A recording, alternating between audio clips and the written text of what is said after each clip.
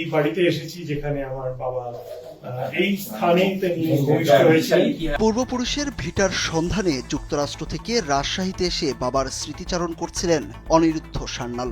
তিনি বিখ্যাত ইতিহাসবিদ, বিজ্ঞানভিত্তিক ইতিহাস চর্চার পথিকৃৎ অক্ষয় কুমার মৈত্রের বংশধর।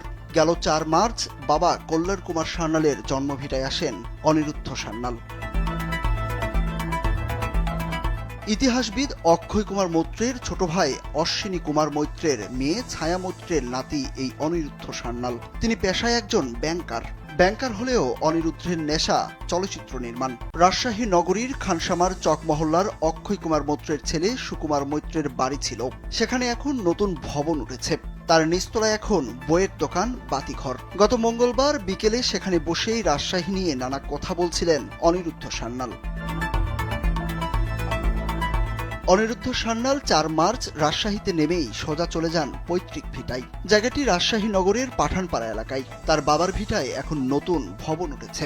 সেখানে গিয়েই তিনি ওই বাড়ির দিকে হাত জোর করে দাঁড়িয়ে থাকলেন। এই বাড়িতেই অনিরুদ্ধের বাবা কল্যাণ কুমার সান্যাল ভূমিষ্ঠ হয়েছিলেন।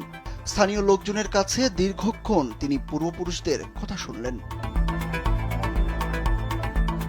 ৫ মার্চ সাংবাদিকদের সঙ্গে আড্ডায় অনিরুদ্ধ জানালেন, দেশভাগের সময় তারা রাজশাহী ছেড়ে ভারতে গিয়ে আশ্রয় নিয়েছিলেন। আত্মীয় স্বজন অনেকেই বলতেন ওপার বাংলায় জমিদারি ছেড়ে এসেছেন তারা। তিনি ভাবতেন তারা বেশি বেশি গল্প করতেন, কিন্তু রাজশাহীতে এসে তার চেয়ে বেশি পেয়েছেন তিনি, যেটা কল্পনাও করেননি অনিরুদ্ধ সান্যাল। আমার জন্মেছেন এখানে এবং সেই বাড়িটা আজকে লোকেট করা গেছে।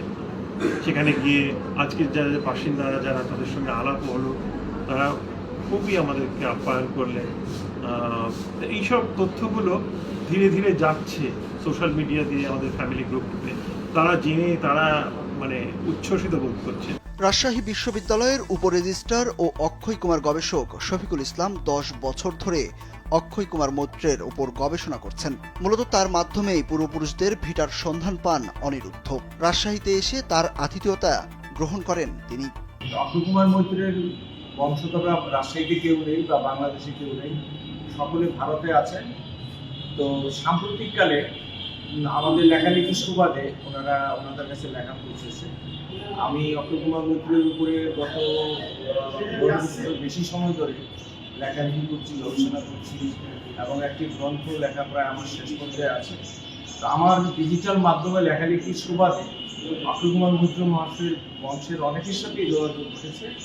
গত মঙ্গলবার বিকেলে রাজশাহী থিয়েটার আয়োজিত জেলা শিল্পকলা একাডেমি মিলনায়তনে ৫ দিনব্যাপী অষ্টম অক্ষয় কুমার নাট্য উৎসব ২০২৪-এর সমাপনী অনুষ্ঠানে অনিরুদ্ধ সান্যাল বিশেষ অতিথি হিসাবে যোগ দেন। অনুষ্ঠানে অনিরুদ্ধ বলেন, যা শুনে রাজশাহীতে এসেছিলেন তিনি তার চেয়ে অনেক বেশি পেয়েছেন। রাজশাহীর মানুষ যে অক্ষয় কুমার মৈত্রকে এভাবে মনে রেখেছেন, তার নামে নাট্য উৎসব করেন, এটা দেখে অভিভূত হয়েছেন তিনি। সুরুজ আহমেদ, কালবেলা।